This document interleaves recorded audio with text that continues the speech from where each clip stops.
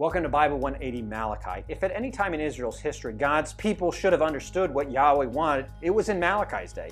God had used the national disaster of the temple's destruction to warn and correct. God's people had been winnowed and refined. They had just recently finished rebuilding the temple, and Haggai and Zechariah had adamantly warned and cajoled every step of the way that far more important than rebuilding the temple building was covenant faithfulness, purity of heart, reverence for Yahweh, and seeking justice. However, Malachi had to write his book not only against the people, but especially against the very priesthood that was leading worship in this new temple. The people are whining, "You don't love us, Lord."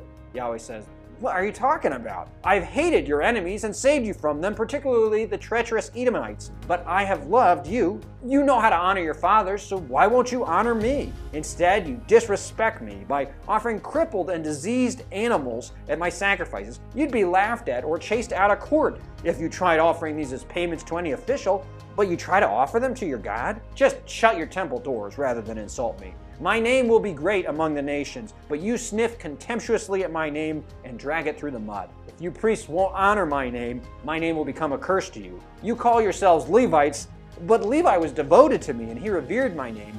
But you lead the people to stumble and fail in their faith." When the priests feign shock, Yahweh retorts, "You make a great show of weeping and wailing at my altars, but you break faith with your own wives, divorcing and abandoning good women just like you divorced yourself from me. You act as if I owe you something, but it is you who have robbed me.